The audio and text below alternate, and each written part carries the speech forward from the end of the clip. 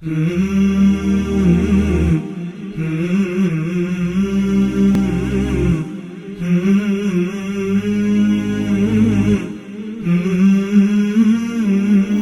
علیکم ورحمۃ اللہ وبرکاتہ۔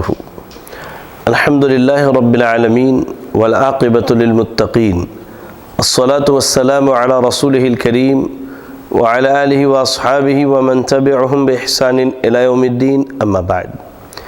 ناظرین اکرام، آپ سب کا استقبال ہے ہمارے اس آن لائن کورس طہارت کے احکام و مسائل میں۔ ناظرین، گزشتہ ایپیسوڈ میں جنابت، غسل جنابت، اس کا طریقہ اور بہت ساری ایسی باتوں پر آپ کے سامنے روشنی ڈالی گئی جو اللہ کے رسول صلی اللہ علیہ وسلم سے ثابت ہے طہارت کے باب میں۔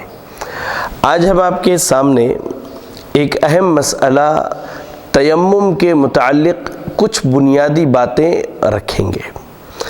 آئیے سب سے پہلے ہم دیکھتے ہیں کہ لفظ تیمم کا معنی اور مفہوم کیا ہے۔ تیمم باب تیمم یتیمم بروزن تفعل سے مصدر ہے۔ تیمم یتیمم تیممن، یہ مصدر ہے۔ اس کے معنی ہوتے ہیں قصد و ارادہ کے۔ کہتے ہیں کہ تیمم، اس نے قصد کیا، اس نے ارادہ کیا، جیسا کہ اللہ رب العالمین نے قرآن مجید سورۃ البقرہ کی آیت نمبر 267 میں اللہ نے فرمایا وَلَا تَيَمَّمُوا الْخَبِيثَ مِنْهُ تُنْفِقُونَ، ان میں سے بری چیزوں کو خرچ کرنے کا قصد نہ کرو۔ تو تیمم، یہ کیا معنی ہے اس کے؟ کسی چیز کا قصد کرنا، کسی چیز کا ارادہ کرنا۔ شریعت کی اصطلاح میں تیمم کہتے ہیں مخصوص طریقے سے پاک مٹی کے ساتھ چہرے اور دونوں ہاتھوں کا مسح کرنا۔ جی ہاں، مخصوص طریقہ یعنی شریعت اسلامیہ نے مٹی کے ذریعہ پاکی حاصل کرنے کا جو طریقہ بتلایا ہے، اس طریقے پر چہرے اور دونوں ہاتھوں کا مسح کرنا یہ تیمم کہلاتا ہے۔ یہ تیمم کا معنی اور مفہوم ہے عام لغت، عام ڈکشنری میں اور شریعت اسلامیہ کے اندر۔ اب آئیے ہم دیکھتے ہیں کہ تیمم کی مشروعیت کیا ہے، تیمم کا شرعی حکم کیا ہے، کیا شرعی دلائل سے تیمم ثابت ہے؟ تو جی ہاں، اگر ہم کتاب و سنت کا مطالعہ کریں تو ہمیں بے شمار ایسے دلائل ملتے ہیں جن میں اللہ اور اس کے رسول صلی اللہ علیہ وسلم نے ہمیں تیمم کرنے کا حکم دیا اور تیمم کو ایک شرعی حکم قرار دیا ہے۔ جی ہاں، قرآن مجید کی تلاوت کیجئے، سورۃ المائدہ آیت نمبر 6 پڑھیے۔ سورۃ المائدہ آیت نمبر 6 اللہ نے کہا وَإِن كُنتم مرضى أو على سفر أو جاء أحد منكم من الغائط أو لامستم النساء فلم تجدوا ماء فتيمموا صعيدا طيبا فامسحوا بوجوهكم وأيديكم منه۔ سورۃ المائدہ کے اندر اللہ رب العالمین نے تیمم کی مشروعیت کو بیان کرتے ہوئے فرمایا اگر تم بیمار ہو یا حالت سفر میں ہو یا تم میں کوئی ضروری حاجت سے فارغ ہو کر آیا ہو یا تم عورت سے ملے ہو اور تمہیں پانی نہ ملے تو پاک مٹی سے تیمم کر لو، اسے چہروں اور ہتھیلیوں پر مل لو۔ جی ہاں ناظرین، اگر اس آیت کریمہ کے اندر ہم غور کریں تو اللہ رب العالمین نے کئی ایسے حالات کا تذکرہ کیا جہاں انسان کو پاکی حاصل کرنے کے لیے پانی کی اشد ضرورت ہوتی ہے، یا جن معاملات میں پاکی حاصل کرنے میں اصل کیا ہے؟ پانی ہے، لیکن اگر پانی کا وجود نہ ہو، پانی نہ ملے، تو اس صورت میں شریعت اسلامیہ نے ہمیں تیمم کا حکم دیا ہے۔ وہ حالات کیا ہیں؟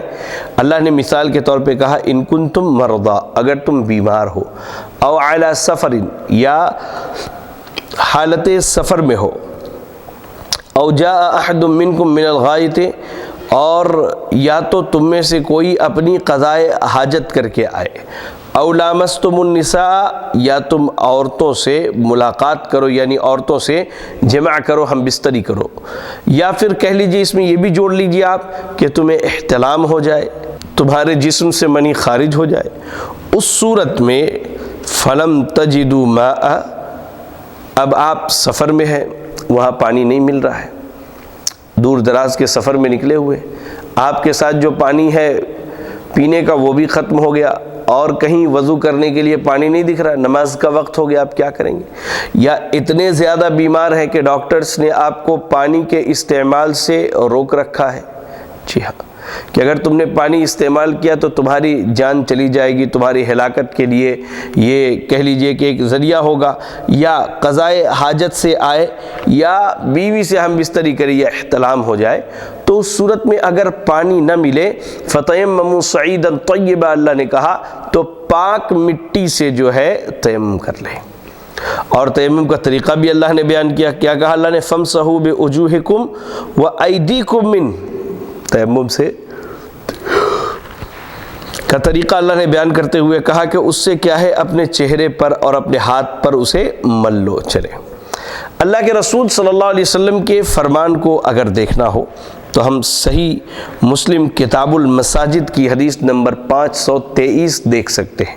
سیدنا کہہ لیجئے کہ اللہ کے رسول صلی اللہ علیہ وسلم نے ارشاد فرمایا، جُعِلَتْ لِيَ الْأَرْضُ مَسْجِدًا وَطَهُورًا، میرے لیے زمین کو مسجد اور پاک کرنے والی چیز بنایا گیا ہے۔ جی ہاں، زمین کو اللہ نے مسجد یعنی سجدے کی جگہ بنائی ہے، اور مٹی کو اللہ تعالیٰ نے پاک کرنے والی چیز بنائی ہے۔ سبحان اللہ، یعنی یہ دلیل یہ بتلاتی ہے کہ زمین جو ہے ہم سب کے لیے مسجد ہے اور پاک ہے، اس سے ہم پاکی حاصل کر سکتے ہیں۔ اگر پانی نہ ملے تو اس صورت میں ہم زمین سے کیا ہے، پاکی حاصل کر سکتے ہیں۔ سعودی عرب کی جو فتویٰ کمیٹی ہے، سعودی مستقل فتویٰ کمیٹی، کہتے ہیں تیمم ایسے شخص پر واجب ہے جس کے پاس پانی نہ ہو، یا پانی تو ہو لیکن وہ اس کے استعمال سے عاجز ہو، یا پانی کا استعمال اس کے لیے نقصان دہ ہو۔ جی ہاں، تیمم ایسے شخص پر واجب ہے، ایک تو اس کے پاس پانی نہیں ہے، دوسرا اگر پانی ہے تو اس صورت میں کیا ہے، وہ اس کے استعمال سے عاجز ہے۔ اللہ اکبر، اب پانی کا استعمال کرنا اس کے لیے نقصان دہ ہو سکتا ہے۔ چلیں، اس کے بعد اب آتے ہیں ایک اور اہم مسئلے پر، وہ ہے تیمم امت محمدیہ کا خاصہ ہے۔ جی ہاں ناظرین، اللہ رب العالمین نے ہمیں یعنی امت محمدیہ صلی اللہ علیہ وسلم کو جن نعمتوں کے ذریعہ خاص کیا، کچھ نعمتیں تو پچھلی امتوں پر بھی آئی، اللہ نے پچھلی امتوں کو بھی دیا، اور بعض نعمتیں ایسی ہیں جنہیں اللہ رب العزت نے ہمارے لیے خاص رکھا ہے، تو ان میں ایک چیز کیا ہے، تیمم کرنا ہے۔ آئیے اس کی دلیل کیا ہے، ہم پہلے دلیل دیکھ لیں۔ صحیح بخاری کتاب التیمم کی روایت ہے، حدیث نمبر 335، سیدنا جابر ابن عبداللہ رضی اللہ تعالی عنہ سے مروی ہے، کہتے ہیں کہ میں نے اللہ کے رسول صلی اللہ علیہ وسلم کو فرماتے ہوئے سنا، اُوتِیتُ خَمْسًا لَمْ يُعْتَهُنَّ أَحَدٌ قَبْلِي، مجھے 5 چیزیں دی گئیں اور مجھ سے پہلے وہ 5 چیزیں کسی کو بھی نہیں دی گئی۔ کہا نصرت بالرعب مسیرۃ شہر، رعب کے ذریعے 1 مہینے کی مسافت سے رعب کے ذریعے میری مدد کی گئی۔ جی ہاں، کہتے ہیں کہ رعب کے ذریعے کیسے مدد کی گئی؟ اللہ کے نبی صلی اللہ علیہ وسلم اگر دشمن سے لڑنے کے لیے نکلتے اور آپ کے اور دشمن کے درمیان 1 مہینے کا فاصلہ ہوتا، تبھی اللہ تعالیٰ دشمن کے دلوں میں آپ کا رعب، آپ کا دبدبہ، آپ کا ڈر اور آپ کے خوف کو بٹھا دیتا تھا، اور یہ نبی صلی اللہ علیہ وسلم کے ساتھ خاص ہے، آپ سے پہلے کسی کو یہ چیز نہیں دی گئی۔ کہا وَجُعِلَتْ لِيَ الْأَرْضُ مَسْجِدًا وَطَهُورًا،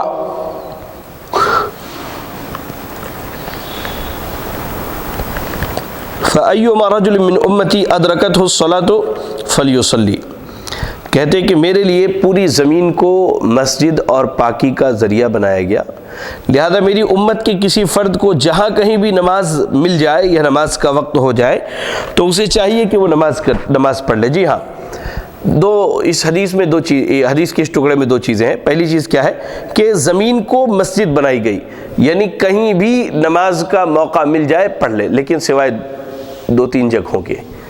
پہلی جگہ کیا ہے؟ حمام میں نماز نہ پڑھے، دوسری جگہ اونٹ کے باڑے میں جہاں اونٹوں کو باندھا جاتا ہے، تیسری جگہ قبرستان میں۔ یہ ان 3 مقامات پر کیا ہے وہ نماز ادا نہ کرے۔ جی ہاں، اس کے بعد کہا کہ طہورا پاکی کا ذریعہ بنایا گیا، یعنی وہ جہاں کہیں بھی ہو، وہ جہاں کہیں بھی ہو، اب اسے اگر پانی نہ ملے تو اس صورت میں وہ مٹی سے کیا ہے تیمم کر کے نماز پڑھ لے۔ کہا اس کے بعد وَأُحِلَّتْ لِيَ الْغَنَائِمُ وَلَمْ تَحِلَّ لِأَحَدٍ قَبْلِي، اللہ تعالیٰ نے میرے لیے مال غنیمت کو حلال کیا ہے، حالانکہ مجھ سے پہلے اللہ نے وہ کسی کے لیے حلال نہیں کیا تھا۔ اور کہا وَأُعْطِيتُ الشَّفَاعَةَ وَكَانَ النَّبِيُّ يُبْعَثُ إِلَىٰ قَوْمِهِ خَاصَّةً وَبُعِثْتُ إِلَى النَّاسِ کافہ، کہا کہ اللہ تعالیٰ نے مجھے شفاعت دی ہے۔ جی ہاں، اللہ کے نبی صلی اللہ علیہ وسلم کو اللہ نے دوسرے نبیوں پر، دوسرے امتوں پر یہ فضیلت دی کہ شفاعت، یعنی جو شفاعت کبریٰ ہوگی قیامت کے دن، جو سب سے بڑی شفاعت ہوگی، اللہ کے رسول صلی اللہ علیہ وسلم کو وہ حق اللہ تعالیٰ عطا کرے گا تمام انبیاء اور رسول اور تمام مخلوقات کے درمیان کہ آپ جو ہے شفاعت کریں۔ اور کہتے ہیں کہ پچھلے دور میں نبی کسی قوم کی طرف خاص بھیجا جاتا تھا، اور مجھے اللہ تعالیٰ نے تمام لوگوں کی طرف عمومی طور پر بھیجا ہے۔ جی ہاں، تو اس صحیح حدیث سے معلوم ہوتا ہے کہ تیمم کی اجازت ان 5 خاص انعامات میں سے ہے جو اللہ تعالیٰ نے صرف امت محمدیہ پر کیے ہیں، جبکہ پہلی امتوں کے لیے وہ نہیں تھے۔ جی ہاں ناظرین، معذرت۔ بسم اللہ۔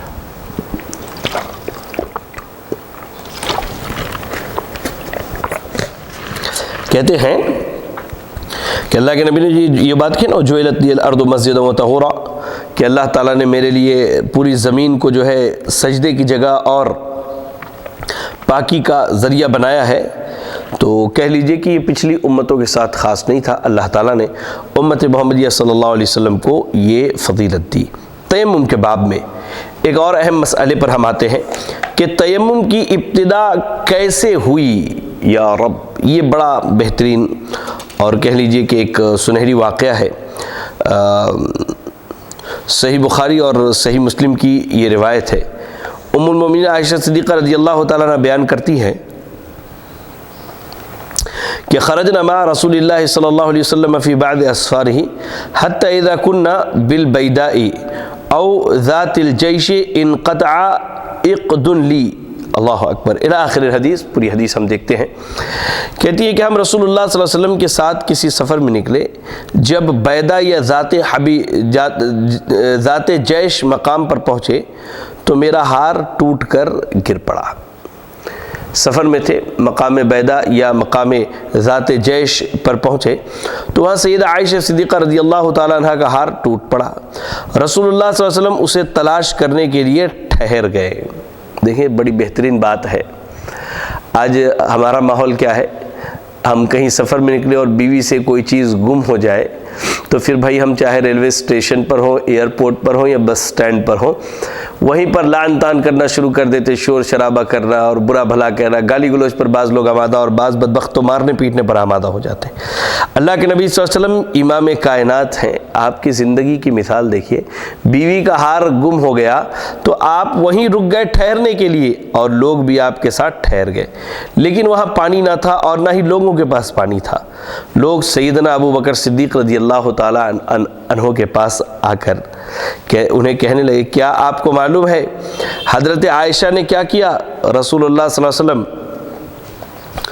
اور لوگوں کے ساتھ آپ کو بھی ایسے مقام پر ٹھہرا دیا جہاں پانی نہیں ہے اور نہ ہی لوگوں کے پاس پانی ہے۔ اللہ اکبر، لوگ اللہ کے نبی صلی اللہ علیہ وسلم کے پاس نہیں گئے۔ سیدہ عائشہ کے والد سیدنا ابو بکر صدیق رضی اللہ تعالی عنہ کے پاس آئے اور کہا کہ دیکھیں آپ کی بیٹی کا ہار گم ہو گیا، اور اللہ کے نبی صلی اللہ علیہ وسلم اسے ڈھونڈنے میں لگ گئے اور ہم بھی ڈھونڈ رہے ہیں۔ اب مسئلہ یہ کہ ہم ایسی جگہ رک گئے ہیں اور اس مصیبت میں آپ بھی پڑے ہیں، خالی ہم نہیں، اے ابو بکر صدیق رضی اللہ تعالیٰ عنہ آپ بھی پڑے ہوئے، کیا ہے مسئلہ کہ یہاں پر پانی ہی نہیں ہے؟ کہا ایسی بات ہے تو اس کے بعد ابو بکر صدیق رضی اللہ تعالیٰ عنہ اللہ کے رسول صلی اللہ علیہ وسلم کے پاس آئے اور اللہ کے نبی صلی اللہ علیہ وسلم اپنی بیوی سیدہ عائشہ صدیقہ رضی اللہ تعالیٰ عنہ کے گود میں سر رکھ کر سو رہے تھے۔ انہوں نے کہا کہ تو نے رسول اللہ صلی اللہ علیہ وسلم اور لوگوں کو ایسے مقام پر روک دیا جہاں پانی نہیں ہے اور نہ ہی ان کے پاس پانی ہے، اور مجھ سے ناراض ہو کر میری کوکھ پر کونچے مارنے لگے۔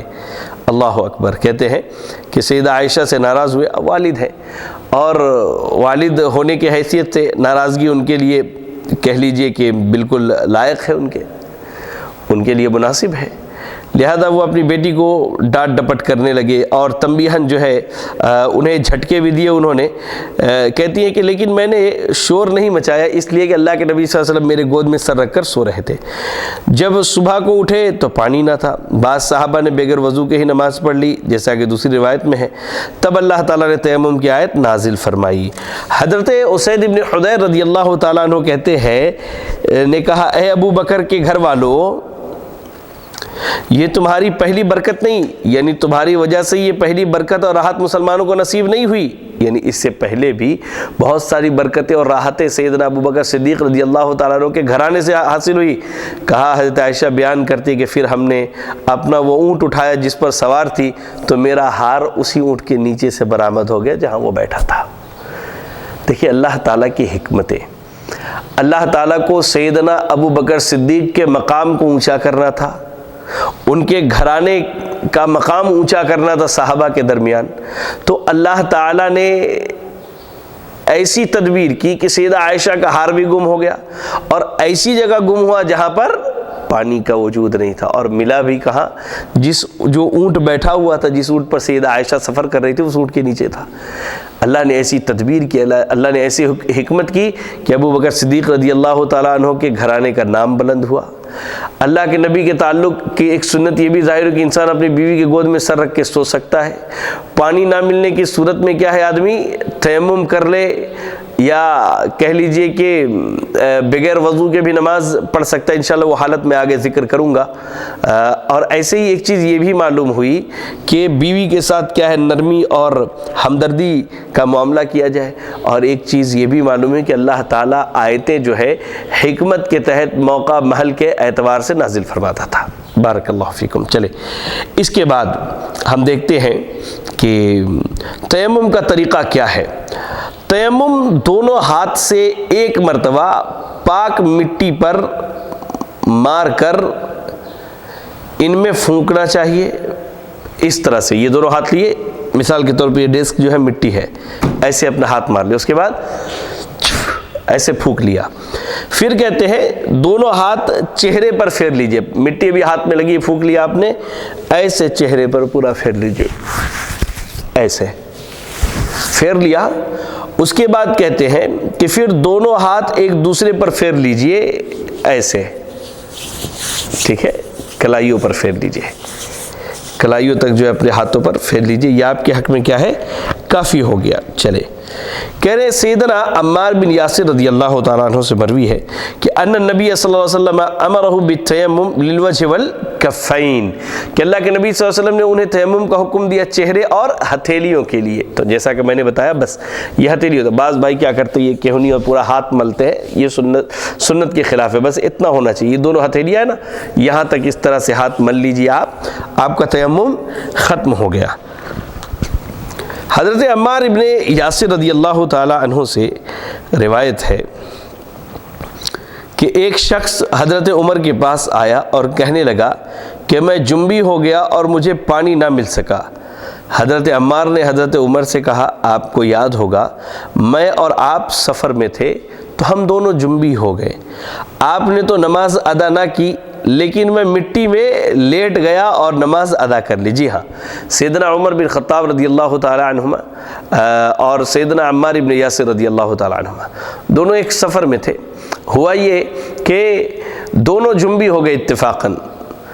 اب نماز کا وقت ہوا جب صبح، تو سیدنا عمر نے پانی نہ ملنے کی صورت میں نماز ادا نہیں کی، اور سیدنا عمار ابن یاسر رضی اللہ تعالیٰ عنہ نے کیا کیا کہ وہ زمین میں لوٹ گئے، پورا مٹی میں ایک دم بالکل لوٹ گئے، اور اس کے بعد انہوں نے نماز ادا کر لی۔ آنے کے بعد نبی اکرم صلی اللہ علیہ وسلم کے پاس اس واقعے کو ذکر کیا تو اللہ کے نبی صلی اللہ علیہ وسلم نے کہا انما کان یکفیکا ہکذا، تمہیں صرف اسی طرح کافی دیتا۔ پھر چنانچہ نبی صلی اللہ علیہ وسلم نے اپنے دونوں ہتھیلیوں کو زمین پر مارا، پھر اس میں پھونک مارے اور جو ہے اپنے چہرے پر ہاتھ کو ملا، اس کے بعد ہتھیلیوں پر مل لیا۔ اللہ اکبر۔ اور دیکھیں صحیح مسلم کی جو روایت ہے اس میں یہ ہے کہ انما یکفیک ان تضرب بیدیک الارض ثم تنفخ ثم تمسح بہما وجہک وکفیک، اللہ کے نبی نے کہا کہ آپ کو یہ کافی ہو جاتا کہ آپ زمین پر اپنے دونوں ہاتھوں کو مارتے، پھر ان میں پھونک مارتے اور اپنے چہرے پر اور ہاتھ دونوں کلائیوں تک کہہ لیجیے ہتھیلیوں پر مل لیتے، یہ آپ کے لیے کافی ہو جاتا۔ تو یہ تیمم کی جو روایت ہے صحیح بخاری کتاب التیمم میں ہے، حدیث نمبر 338، اور صحیح مسلم میں حدیث نمبر 368۔ اللہ اکبر۔ سیدنا عمار سے مروی ہے کہ میں نے تیمم کے متعلق سوال کیا تو فَأَمَرَنِي ضَرْبَةً وَاحِدَةً لِلْوَجْهِ وَالْكَفَّيْنِ، تو اللہ کے نبی صلی اللہ علیہ وسلم نے مجھے حکم دیا کہ میں ایک ضربہ یعنی ایک مرتبہ ہاتھ ماروں زمین پر، اور وہ میرے لیے کافی ہو جائے گا کہ میں اس کے ذریعہ اپنے چہرے اور ہتھیلیوں کو مل لوں۔ یہ حدیث سنن نبی داؤد کی ہے، کتاب الطہارہ حدیث نمبر 337، اور حدیث صحیح سند سے آئی ہے۔ یہاں یاد رکھیں کہ جس حدیث میں چہرے کے لیے ایک مرتبہ اور پھر ہاتھوں کے لیے ایک مرتبہ لینے کی بات کی گئی ہے وہ سند کے اعتبار سے ضعیف ہے، کمزور ہے۔ اس کو عبداللہ ابن عمر رضی اللہ تعالی عنہما نے روایت کیا ہے، اور امام حاکم نے، امام دارقطنی نے، امام بیہقی نے اس کو نقل کیا ہے۔ اس کے ضعیف ہونے کی وجہ کیا ہے؟ اس کی سند میں ایک راوی ہے، علی بن ظبیان راوی ہے، جسے حافظ ابن حجر، امام ابن قطان اور امام ابن معین وغیرہ رحمہم اللہ نے ضعیف اور کمزور قرار دیا ہے۔ دیکھنا ہو تو تلخیص الحبیر دیکھ سکتے ہیں، جلد نمبر 1 صفحہ نمبر 151۔ جمہور علماء، امام نووی، امام شوکانی، عبد الرحمن مبارک پوری، نواب صدیق حسن خان اور دیگر علماء رحمہم اللہ، ان تمام بزرگ علماء کی رائے یہی ہے کہ تیمم چہرے اور دونوں ہتھیلیوں کے لیے ایک ہی مرتبہ زمین پر ہاتھ مارنے کا نام ہے۔ چلے یہاں ایک چیز میں آپ کو واضح کر دوں، جو اللہ نے کہا فَتَيَمَّمُوا صَعِيدًا طَيِّبًا، سعید کہتے ہیں مٹی کو، ٹھیک ہے نا؟ تو اس سے مراد زمین کا بالائی حصہ ہے، زمین کا اوپری حصہ۔ اب جہاں زمین پر مٹی ہے تو مٹی سے تیمم کیا جائے گا، اب جہاں زمین پر ریت ہے، مٹی کے بالائی، زمین کا بالائی حصہ کیا ہے؟ ریت ہے، تو اس ریت سے تیمم کیا جائے گا۔ اب جہاں پتھر ہے تو پتھر سے تیمم کیا جائے گا۔ جی ہاں، اور امام ابن قیم رحمہ اللہ نے تو زاد المعاد میں یہاں تک بیان کیا ہے کہ نبی صلی اللہ علیہ وسلم اسی زمین سے تیمم کر لیا کرتے تھے جہاں آپ کو نماز ادا کرنی ہوتی تھی۔ اب مٹی رہا تو مٹی سے، پتھر رہا تو پتھر پر، اور اگر ریت رہا تو ریت پر۔ اللہ اکبر۔ کہتے ہیں تیمم وضو سے کفایت کر جاتا ہے۔ جی ہاں، تیمم کر لینا یہ وضو کرنے کے برابر ہے، وضو کرنے کے بالمقابل ہے۔ سیدنا ابو سعید خدری رضی اللہ تعالی عنہ سے مروی ہے کہ دو شخص سفر میں نکلے، نماز کا وقت آ گیا لیکن دونوں کے پاس پانی نہیں تھا، تو دونوں نے پاک مٹی کے ساتھ تیمم کیا اور نماز ادا کر لی۔ بعد ازاں انہوں نے نماز کے وقت میں ہی پانی پا لیا، تو ایک شخص نے وضو کر کے دوبارہ نماز ادا کی جبکہ دوسرے نماز نہیں دہرائی۔ ذرا غور کریں اس واقعے پہ، دو آدمی ہیں، دونوں سفر پر نکلے، دونوں کے پاس پانی نہیں ہے، اب دونوں نے تیمم کر کے نماز پڑھ لیا اور ابھی نماز کا وقت باقی ہے، تو دوسرے نے جو ہے پانی ملنے کی صورت میں دوبارہ سے وضو کر کے اپنی نماز دہرا لی۔ اس کے بعد دونوں نبی صلی اللہ علیہ وسلم کی خدمت میں حاضر ہوئے اور کہا، اپنا واقعہ ذکر کیا، تو آپ صلی اللہ علیہ وسلم نے اس شخص سے کہا جس نے اپنی نماز نہیں دہرائی تھی، کہا آپ نے اصبت السنۃ وَأَجْزَأَتْكَ صَلَاتُكَ، تم نے سنت کی موافقت کی اور تمہاری نماز تمہارے لیے کافی ہو گئی۔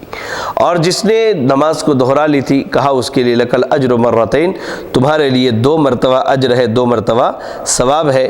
امام ابو داؤد نے اپنے سنن میں کتاب الطہارہ کے اندر نقل کیا، اور سنن ابو داؤد میں حدیث نمبر 338 ہے۔ جی ہاں، تو صحابی کا تیمم کے ساتھ نماز ادا کرنا اور نبی صلی اللہ علیہ وسلم کا اسے سنت کے موافق قرار دینا، اس بات کی واضح دلیل ہے کہ تیمم جو ہے وضو سے کفایت کر جاتا ہے۔ واضح رہے کہ انسان کے پاس پانی ہو مگر وہ بھول جائے کہ اس کے پاس پانی ہے، یا کسی دوسرے شخص کے پاس پانی ہو لیکن اسے نہ دے، یا کسی گہرے کنویں میں پانی ہو جس کے استعمال کی طاقت وغیرہ نہ ہو، تب بھی تیمم کیا جا سکتا ہے، اور ان جیسی صورتوں میں پانی کا حکم غیر موجود ہونے کے برابر ہوگا۔ جی ہاں، اب مثال کے طور پہ پانی ہے لیکن بھول گیا، اسے یاد ہی نہیں رہا، دوسرے کے پاس پانی ہے لیکن وہ نہیں دے رہا ہے، اور ایسے ہی بہت گہرا کنواں ہے جہاں سے پانی نکالنا مشکل ہے، تو یہ پانی نہ ملنے کے مترادف ہے، اس صورت میں تیمم کرے گا اور نماز پڑھے گا۔ ایسے ہی تیمم غسل سے بھی کفایت کر جاتا ہے۔ جی ہاں ناظرین، جس طرح تیمم کر لیا وضو کے لیے کافی، ویسے ہی تیمم کیا ہے؟ غسل سے کفایت کر جاتا ہے۔ اللہ رب العالمین کا ارشاد ہے او لامستم النساء، سورۃ المائدہ کی آیت نمبر 6 جو ہم نے پڑھی تھی ابتدا میں، کہا کہ یا تم عورتوں کو چھو، یعنی جمع و ہم بستری کی ہو اور پانی میسر نہ ہو تو تیمم کر لو۔ عمران ابن حسین رضی اللہ تعالی عنہ ارشاد فرماتے ہیں کہ ہم رسول اللہ صلی اللہ علیہ وسلم کے ساتھ ایک سفر میں تھے کہ آپ نے لوگوں کو نماز پڑھائی تو ایک آدمی جماعت سے الگ تھا۔ آپ نے اسے کہا تمہیں کس چیز نے نماز سے روکے رکھا؟ اس نے کہا اصابنی جنابۃ ولا ماء۔ اللہ کے رسول صلی اللہ علیہ وسلم، میں حالت جنابت سے لاحق ہوں اور مزید یہ کہ پانی میسر نہیں ہے۔ آپ نے کہا علیک بالصید فإنہ یکفیک، تم مٹی کو لازم پکڑو یعنی تیمم کر لو، بلا شبہ تمہارے لیے کفایت کر جائے گی۔ صحیح بخاری کتاب التیمم کی روایت ہے، حدیث نمبر 344۔ چلیں، جسے پانی کے نقصان سے، پانی کے استعمال سے نقصان کا اندیشہ ہو تیمم کر سکتا ہے۔ جی ہاں، اللہ نے کہا نا وَإِن كُنتُم مَرْضَىٰ، سورۃ المائدہ میں، کہ اگر تم مریض ہو، بیمار ہو، تو اس صورت میں کیا ہے؟ تمہیں چاہیے کہ تم پانی سے اپنے آپ کو روک لو اور تیمم کر کے نماز پڑھ لو۔ اور اللہ نے قرآن مجید سورۃ التغابن کی آیت نمبر 16 میں کہا فَاتَّقُوا اللَّهَ مَا اسْتَطَعْتُمْ، کہ تمہیں جتنی طاقت ہے اتنا ہی تم اللہ سے ڈرو۔ اور ایسے ہی اللہ کے نبی صلی اللہ علیہ وسلم ارشاد فرماتے ہیں، آپ دیکھیں صحیح بخاری کتاب الاعتصام بالکتاب والسنہ کی روایت ہے، حدیث نمبر 7288، کہا اللہ کے نبی صلی اللہ علیہ وسلم نے کہ اذا امرتکم بامر فأتوا منہ ما استطعتم، جب میں تمہیں کسی کام کا حکم دوں تو تمہارے اندر جتنی طاقت ہے، جتنی قوت ہے، اتنا ہی تم اس کام کو کیا کرو۔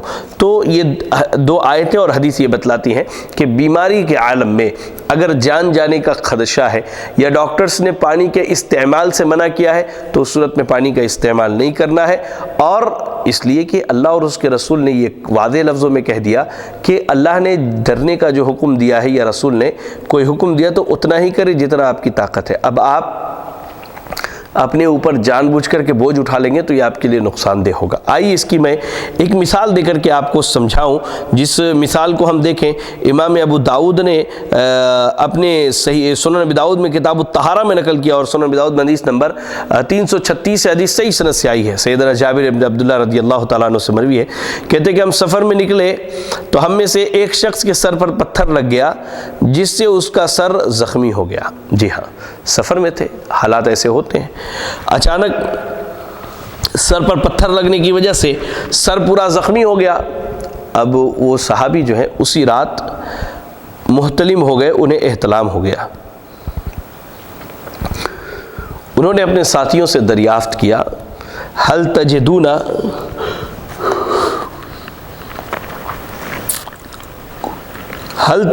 لی رخصتاً فی التیمم، کیا تم لوگ میرے لیے تیمم کی اجازت، تم یہ سمجھتے ہو کہ میرے لیے تیمم کی اجازت ہے؟ تو انہوں نے جواب دیا ہم تمہارے لیے تیمم کی کوئی رخصت نہیں پاتے کیونکہ تم پانی کے استعمال پر قادر ہو۔ کہتے ہیں فاغتسل فمات، سیدنا جابر بن عبداللہ رضی اللہ تعالیٰ عنہ کہتے ہیں کہ اس آدمی نے غسل کیا اور اس کی موت ہو گئی۔ چلیں، جب لوگ واپس آئے اور اللہ کے نبی صلی اللہ علیہ وسلم کو اس کی اطلاع دی تو آپ نے کہا قتلوہ قتلہم اللہ، انہوں نے اسے قتل کر دیا، اللہ انہیں قتل کرے۔ اللہ ہوگا، انہوں نے علم نہ ہونے پر سوال کیوں نہ کیا؟ کیونکہ جہالت کا علاج تو سوال سے ہی ہوتا ہے۔ جی ہاں، جہالت کا علاج کیا ہے؟ سوال سے ہوتا ہے۔ آپ سوال کیجئے، پوچھئے، علم حاصل کیجئے۔ علم نہیں تھا، اس کے باوجود ان لوگوں نے کیا کیا؟ حکم دے دیا۔ اللہ اکبر، اس شخص نے غسل کیا اور اس کی موت ہو گئی۔ تو یہاں اس بات کا بھی علم ہوتا ہے کہ بغیر علم کے فتوے نہیں دینا چاہیے۔ اگر کسی چیز کے بارے میں علم نہیں ہے تو مسند فتویٰ پر بیٹھ کر کے کسی اس چیز کے بارے میں فتویٰ بازی نہیں کرنی چاہیے۔ چلیں، ایک تو یہ واقعہ ہو گیا۔ دوسرا واقعہ سیدنا عمرو بن عاص رضی اللہ تعالیٰ عنہ کہتے ہیں کہ جب غزوہ ذات السلاسل میں بھیجا گیا ان کو، تو ایک سخت سرد رات انہیں احتلام ہو گیا۔